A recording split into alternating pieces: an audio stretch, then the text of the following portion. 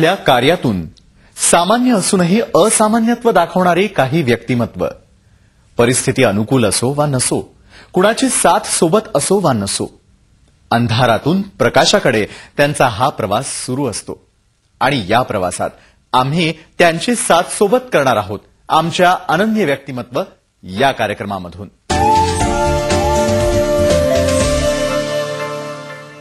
या कार्यक्रमातून आम्ही तुमच्यासमोर घेऊन येत आहोत अशीच काही व्यक्तिमत्व जी निरपेक्षपणे देतायत समाजासाठी योगदान. आम्ही दखल घेणार आहोत त्यांच्या कार्यकर्तृत्वाची.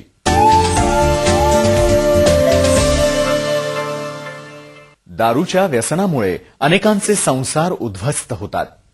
दारू पिणारा पितो, पण त्याचे परिणाम त्याच्या कुटुंबावर होतात.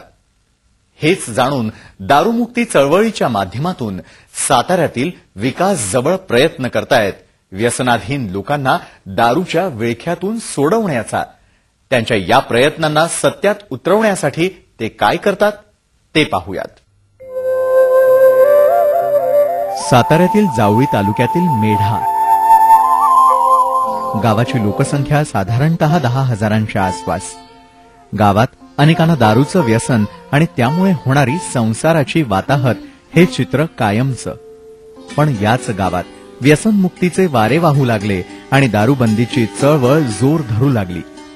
घर उद्ध्वस्त होत असलेलं बघून गावातल्याच काही जणांनी पुढाकार घेतला आणि एक आंदोलन सुरू झालं आणि बाटली आडवी केली.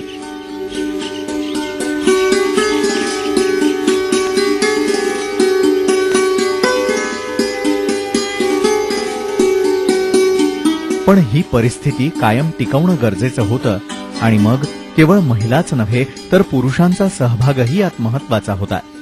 याच आंदोलनातलं एक नाव म्हणजे विलास जवळ. वर्षानुवर्षे व्यसनाच्या गर्तेत अडकलेल्यांना त्यातून बाहेर काढून त्यांची मानसिकता बदलणं आव्हानात्मक काम. हेच काम गेली कित्येक वर्ष विलास करतायत.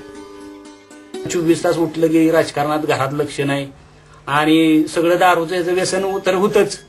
तर मग असं असताना मग परत तिकडे जायला लागलो. मग कार्यक्रमाला व्यसनमुक्तीच्या तात्यांचं म्हणजे कीर्तन कुठं असतील तिथे अटेंड करायला लागलो. आम्ही 7, 8, 10 मुलं जायला लागलो. मग असं होत होत होत गेल्यानंतर परत मग व्यसनमुक्त संघटनेचे मग बाबा बोलत असतील, त्यावेळेचे अध्यक्ष असतील, सचिनभाऊ शिंदे असतील, उपाध्यक्ष असतील, ही सगळे मंडळींचं व्याख्यान ऐकल्यानंतर त्यांचं ऐकल्यानंतर असं वाटायचं ही माणसं एवढी करते ती तळमळ यांची चालली आहे. मग आपण पण जरा बही करूया. आणि 2 ऑक्टोबरला गांधी जयंती होती. कारव्याला कार्यक्रम व्यसनमुक्तीचं शिबिर होतं. तिथं गेलो आणि तिथंच निश्चय केला मनाचा की आजपासून कुठलंच व्यसन करायचं नाही. पूर्वी व्यसन करत होते ना त्यावेळेस घरात व्यवस्थित पण नव्हतं. काय मुलांना शाळेत जायचं म्हटलं मुलांच्याकडे लक्ष पण नव्हतं. मुलं काय करतात काय नाही, घरात काय आहे काय नाही हे सुद्धा बघत नव्हते. पण जेव्हा व्यसन सोडलं तेव्हापासून घरात व्यवस्थित आहे आणि व्यवस्थित पण आहे आणि रोज आम्ही सगळेजण एकत्र असतो. घरातील गरिबी आणि त्यात वडिलांचं दारूचं व्यसन, संपूर्ण बालपण यात कोमेजून गेलेलं. आणि मग त्याच वेळी विलास यांनी निश्चय केला आणि व्यसनमुक्ती चळवळीची पताका खांद्यावर घेतली. 2000 साली गुरुवर्य बंडातात्या कराडकर यांनी युवकांसाठी प्रतापी संस्कार सोहळा किल्ले प्रतापगड या ठिकाणी आयोजित केलेला होता. आदरणीय परमपूज्य बाबासाहेब पुरंदरे यांनी आम्हाला त्या ठिकाणी व्यसनमुक्ती शपथ दिली आणि त्या ठिकाणाहून ज्या वेळेला मी खाली उतरलो त्या वेळेला मनोमन ठरवलेलं होतं की आजपासून कोणतंही व्यसन करायचं नाही आणि संपूर्ण या समाजामध्ये व्यसनामुळे जी दुर्दशा कुटुंबाची होत आहे ती थांबवण्यासाठी आपण किंबहुना काम करायचं अशा पद्धतीचं त्या ठिकाणी शपथ घेऊनच खाली उतरलो होतो. दारूचं दुकान बंद करून आम्ही दुग्ध व्यवसाय चालू करायला निर्णय घेतला घरगुती. आणि दुग्ध व्यवसाय चालू करून दारूच्या उत्पन्नापेक्षा आमचा दुग्ध व्यवसायात दारूच्या उत्पन्नापेक्षा मिळणारा रुपये असेल अतिशय प्रगतीपथावर आम्ही आमच्या घराच्या उन्नतीचं काम हे दारूचं दुकान बंद केल्यापासून झालेलं आहे. त्यामुळं मार्गदर्शनाखाली तात्यांच्या आणि बाबांच्या अतिशय व्यसनमुक्त संघाचं आम्ही काम जोरात चालू ठेवलं. या आंदोलनातून जावळी हा देशातला पहिला दारूमुक्त तालुका ठरला. पण महत्वाचं काम होतं ते या व्यसनापासून लोकांना कायम स्वरूपी दूर ठेवण्याचं. आणि मग आधार घेतला गेला तो संस्कार शिबिर आणि प्रवचनांचा. जावळी तालुक्यातील संपूर्ण 6 गावातून 13 दारूची दुकानं 10 महिने 23 दिवसामध्ये महिलांनी बंद पाडली आणि गेली 5 वर्ष इथली संपूर्ण दारूबंदी आहे तशीच टिकून आहे.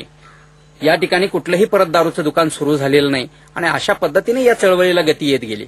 याबरोबरच व्यसनमुक्त युवक संघटना दरवर्षी असेल जिल्हास्तरीय शिबिरं असतील, तालुकास्तरीय शिबिरं असतील, या माध्यमातून युवकांची एक प्रचंड मोठी फौज निर्माण करण्याचं कार्य गुरुवर्य बंडातात्या कराडकर यांच्या मार्गदर्शनाखाली सुरू आहे. आणि याच माध्यमातून दरवर्षी आम्ही महाराष्ट्र लेव्हलचं ज्यावेळेला युवकांसाठी प्रतापी संस्कार सोहळा आयोजित करतो, या सोहळ्यामधून जवळजवळ 1,500 ते 2,000 दरवर्षी तरुण व्यसनमुक्तीची दीक्षा घेतात आणि संपूर्ण महाराष्ट्राला, या देशाला दिशा देण्याचं काम करतात. या प्रबोधनातून परिवर्तन होत गेलं आणि आज आसपासच्या गावातून अनेक व्यसनाधीन मेढा गावची वाट धरतायत. त्याचं श्रेय विलास सारख्या सच्च्या कार्यकर्त्याचं.